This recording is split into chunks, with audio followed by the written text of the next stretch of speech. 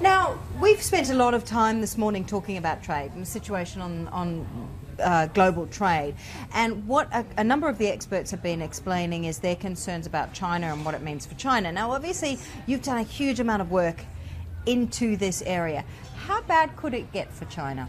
Well, right now, the impact seems to be limited because only $50 billion of goods have been taxed this additional tariff. However, if additional tariffs are put on the entire Chinese exports to the U.S., the impact will be very significant. So the Chinese leadership is working on various domestic measures to try and mitigate the trade friction and the downside impact. So, for example, monetary policy is becoming much more expansionary. And in the meantime, they cut tax rates for individuals and corporations to alleviate the tax pressure domestically. And thirdly, currency policy. They reintroduced the counter-cyclical factor to stabilize the Chinese RMB. In the last couple of weeks, that seems to be working. So on all fronts, monetary policy, fiscal policy, and currency, the Chinese leadership is doing as much as possible internally to try and stabilize the situation. Do you think we're going to see the RMB with a 7 in front of it? Well, our forecast is 6.93 by year end, so not quite 7. No. Now, one complication is that as you're introducing a more accommodating or expansionary monetary policy, the Chinese leadership needs to be aware of inflationary risks. This is one thing that some commentators might have missed in the recent few weeks. So there is some swine flu in China.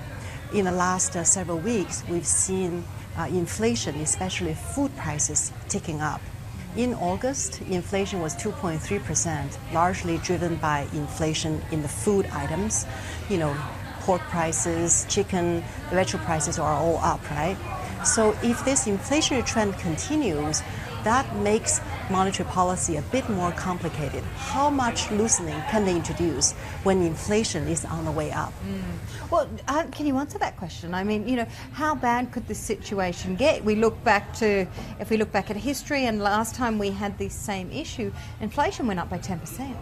Yes, that was 10 years ago in 2008, just prior to the global financial crisis. This time, the situation will not be quite as bad because in other areas, oil prices are not at 150. Other dry bulk shipping rates are not at an all-time high. That was the situation back in the spring of 2008. But in China, two things we need to watch on the inflationary front. Number one is food.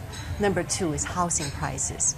So in terms of real estate, as you know, the leadership is becoming more supportive in the property sector because that's one of the major engines for China's economic growth.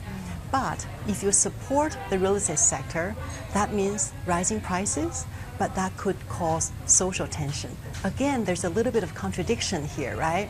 So I think the leadership wants to introduce more supply into the property market, really support first-time home buyers instead of supporting the property sector across the board, which could result in higher, sharper increases in prices that again will result in social tension. So it's really a balancing act on all fronts.